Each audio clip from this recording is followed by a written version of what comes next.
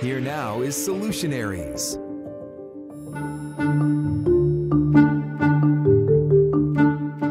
The kind of stuff that we need is people to really make it a priority to get their pets fixed. It definitely broadens the horizons, I guess, in terms of animal rescue. Together, we have made progress. If it wasn't for the drone finding their thermal signature, the ground team of 12 individuals probably would have never found those pets. Awesome, I've got room for you ready for us. Do you think you're a solution? My primary goals with all of my patients are helping with quality of life and pain management. They let the decision be up to you, but they give you all the facts, and I don't know how they do it, but they don't make you feel bad. Recognizing they have feelings, recognizing that they are domesticated, our moral responsibility, our ethical responsibility to care for them. I'm Louis Bold, and welcome to Solutionaries. Let's start with that word, Solutionaries. Here's what we're talking about. The creative thinkers and problem solvers in our communities determined to make a positive impact. You can see a lot of amazing ideas helping people all over the country on our YouTube page, youtube.com/solutionaries. Our nationwide team has found so many solutions to so many pressing issues. But today, we're talking pet solutions, and there's a lot to talk about. Like pet finding drones. We've all seen the lost dog and lost cat posters around. Always a sad situation, but drones have taken to the sky to help find them. More on that in a bit. And speaking of the friendly skies, how about pilots volunteering their time and skill set to move animals across the country? A great story a little later. Veterinarians, the people taking care of our animals. There seem to be fewer of them, but solutions are in motion. And when it comes to pet care, it can get expensive. But programs are working to ensure caring for your pet won't break the bank. So many helpful stories coming up.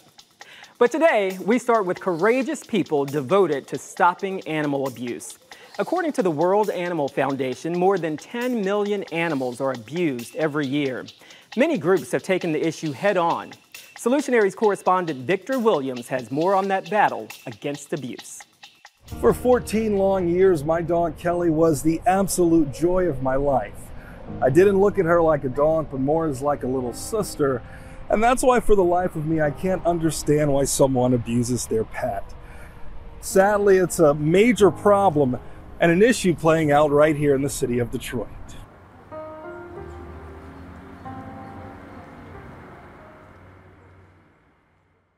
A Macomb County veterinarian formally charged today with animal cruelty. Get over here! The defendant did seek that dog out in that video.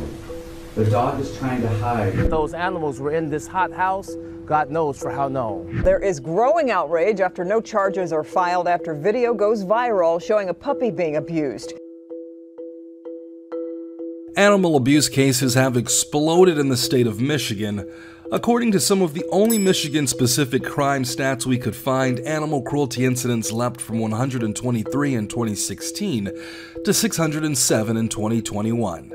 All of that is very clear here in the Motor City. We see horrific things. Unfortunately, we just got two dogs who were burned with scalding water. We see gunshots. We see choking with extension cords. A lot of times it's guessing how different scenarios played out for dogs, but what we do see is clearly the marks on their skin that tell a certain story. And these stories are tragic, but we've found solutions, like listing and tracking animal abusers. I'll explain what that looks like in a moment. But Myron Golden is an animal abuse investigator with Michigan Humane. Usually he's the first one to come into contact with some of the worst animal cruelty cases the city has to offer. Emergency rescue stuff. We do get the cases where the dog is, or we pick up deceased animals sometime, situations, cruelty cases. We get dogs that they're just so far gone where they can't be treated, and we pick up dogs that's been hit by cars. Sometimes it can be too much, but at least Michigan Humane has the authority to do something about it from a legal perspective. We prosecute, we write warrants, we go to court, people go to jail. But still, for some reason, the last few years have been outrageous in terms of the cases. Sometimes when we arrive on an outreach call, a neighbor just doesn't know how to properly secure their dog, doesn't know how to properly feed their dog. So if we can provide the resources, we're happy to do so. That seems to be the common theme, with many groups trying their best to make sure owners know what's wrong and what's right. And I think that a lot of times, especially in cases like embedded collar, I don't necessarily think it's someone who's going out and trying to cause harm to an animal, but it's a case of somebody not being educated. Rebel Dogs Detroit is a group that's been working to spread awareness on the matter. Juniper Fleming is the executive director, always asking owners on the verge of being neglectful if there's anything her organization can do to help. All right. Would you be interested in learning about resources that give out free crates so you can bring your dog inside on cold days, or free igloos so at least your dog has a warm house on a cold day? Or would you be interested in me purchasing a collar? Or have you heard of free spaying and neutering programs? Those are the kind of resources that are out there in Detroit. Right side, the back leg is... The group has been working to place stray dogs just like this little guy. Somehow these animals, after the abuse or the neglect, they've made it onto the streets, and we're not fully sure how that happens. We're not sure if people let them go because they feel like they can't do anything or they don't want to do anything. They also help to find fosters and eventual forever homes for the canines, the ones who can, however, find sanctuary in the group's no-kill shelter located on Detroit's west side. The good news is that the state of Michigan is creating a new animal abuse registry to keep track of those accused of dogfighting and those who are cruel to animals. Juniper says it's a great start, but there needs to be more done. My first thought is that there should be a limit of you're not allowed to own a dog, or you're not allowed to own a pet or whatever, because otherwise, what really is the point? Okay, I know my neighbor has an animal abuse charge, but what can I do about it? The bottom line is, if you see something, say something, as it can make a difference in the dog's life down the line. We pick up dogs to the point they're so emaciated and lethargic to they can't even walk anymore. And then on the other end, we bring animals in those conditions, and then you see them going up for adoption 3-4 months later, fat and happy. It's hard when you see it up front, but it's very rewarding on the other end. And even though they're making a difference themselves, the law and rescue groups can't do it alone. I think what keeps me going and the Detroit Dog Rescue team going there are agencies like Detroit Police, Detroit Fire, that are working so hard to rectify some of these situations, and together we have made progress in the last decade that I've been doing this, and that's what keeps me going. Remember, these guys are family who only want to make you happy at the end of the day, so why not give them just a little bit more when they give you their all? So if you see something, call the authorities, keep an eye on the neighbor's dog, and remember to respect your own. People come to us with all sorts of goals with their animals, as well as financial means, and so we really strive to give them different treatment options. Pet care gets expensive real quick. Oftentimes procedures are thousands of dollars. It's paralyzing for many who have to place a dollar value on the health and life of their animal. Solutionaries correspondent Jenna Zipton found a program in Virginia focused on making pet care affordable. Our pets are our best friends, but when they get sick or hurt, we want them to feel better. And sometimes surgery can sound expensive. But we're talking about the spectrum of care. You have more options than you may realize, so little Martha can get the care she needs at the right price. People hear, terms like surgery or MRI, and the first thing that goes off in their head is just dollar signs. I really trust them here to say, okay, here's your options, and they're not judgmental at all.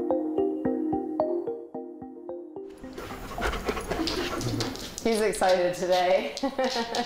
My primary goals with all of my patients are helping with quality of life and pain management. Up, up, up, up, good boy. I'm Flory Bliss, and I'm a licensed veterinary technician and a certified canine rehab practitioner.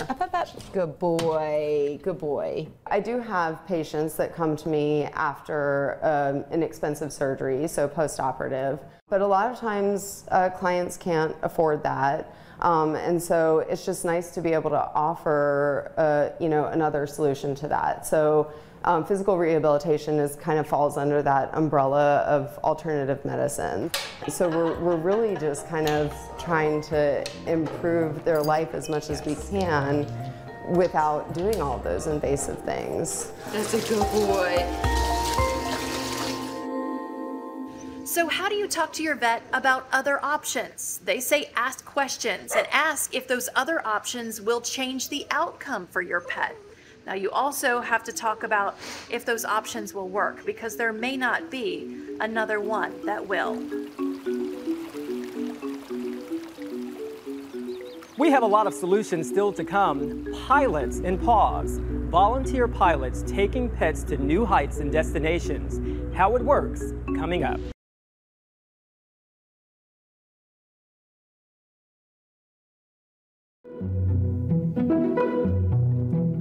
Welcome back to Solutionaries, where we highlight people in our communities driven to create a positive impact.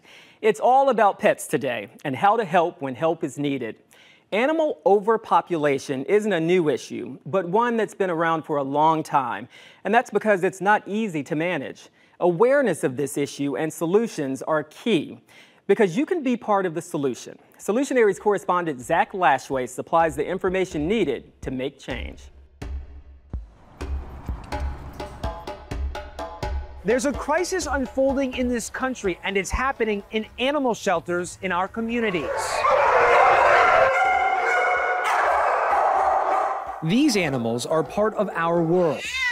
Your money goes to programs and initiatives that support these animals, and they need your help more than ever. First, let's define the problem. Animal shelters are overpopulated. According to Humane Society of the U.S., every 13 seconds, a healthy, adoptable dog or cat is euthanized in a shelter.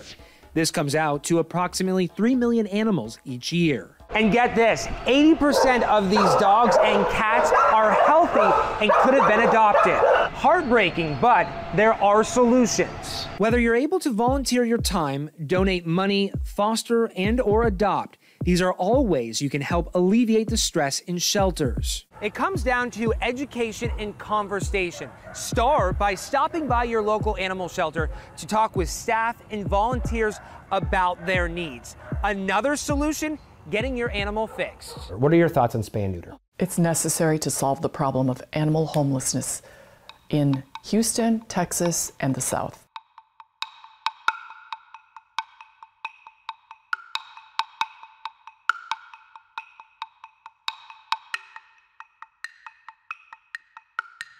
All right, let's look to the sky for solutions now. We have a couple of stories that take us off the ground and give us a bird's eye view of what people helping pets can look like. We'll start with drones and how they're used to help make families whole again. Solutionaries correspondent Vic Michelucci has the story. All right, pet owners, think about this. You've probably been here before. Your dog is missing. Here, buddy. Where are you? It's been hours, you're worried, your family's concerned.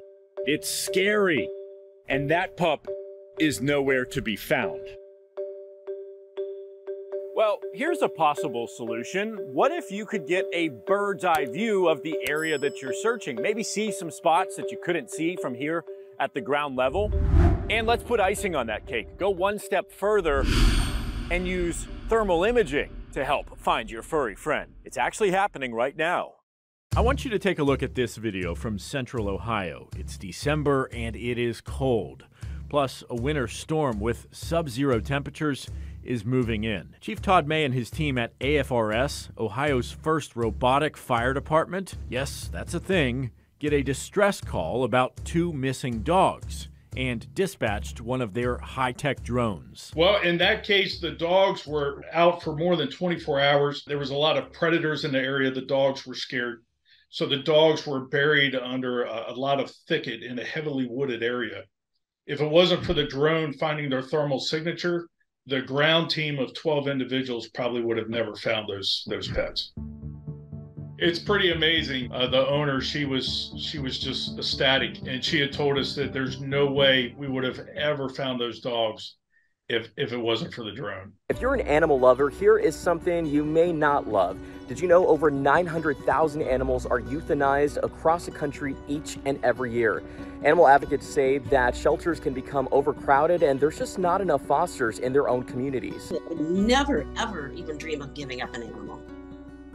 So I don't know how people do. But what if I told you that there was a way to save our furry friends, and that takes us up, up, and away? Fast and efficient is the name of the game. It definitely broadens the horizons, I guess, in terms of animal rescue. These humanitarian flights take animals in need of rescue and transports them to fosters and rescue shelters all across the country. I mean, instead of just flying around in a circle, I could actually get in the plane, go meet some people I never would meet, see places I never would have seen, and help all involved. If you want to help, there's always a way. It's happening right now, the solution in the sky. Scan the QR code and watch the full playlist of Pet Solutions stories.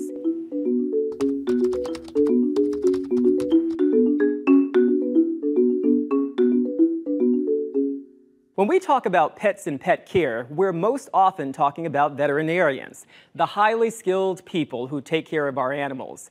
Right now, there seem to be fewer of them, and it's hard to get our friends the care they need. Solutionaries correspondent Eric Sandoval found answers. We do have an outdoor cat that's over here that is probably going to poke her head out. Kelly Willis usually gets to work before the sun rises. Hey! We got Noodle here. All right, awesome. I've got room for you ready for us. He's like, I don't know, is it? You want to sniff my stethoscope? And she sees herself as part of the solution. She's taking on some of the work that's traditionally performed by veterinarians. All right, Pi, let's come on back, babe.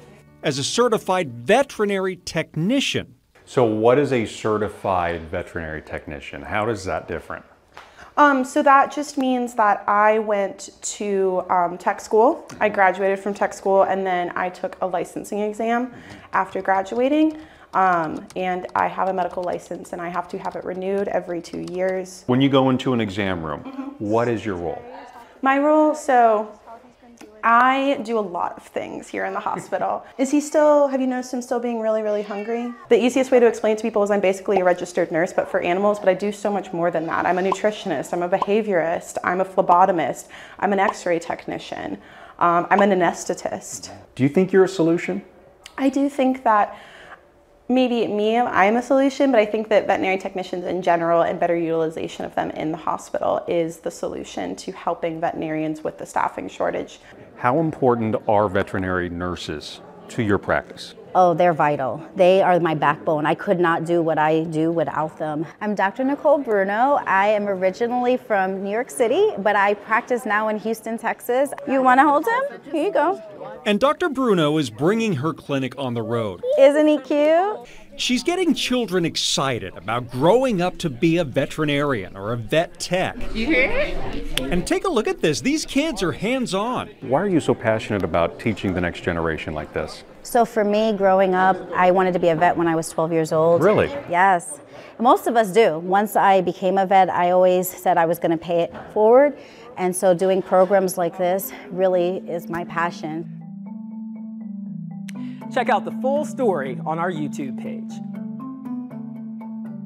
Okay, it is your turn to tell us about people you know that are solutionaries. You know, the people fixing issues in your community with creative ideas. Scan the QR code and let us know about them. If you know of an issue or looking for help, let us know that too. We love to connect you to people who make things better. We've talked about many pet solutions, which you can see here. Let us know if you think we missed anything. And remember, you can see all the solutions we've uncovered at youtube.com/solutionaries. You can also sign up for our newsletter and listen to our podcast. That's all for now. Thanks for watching.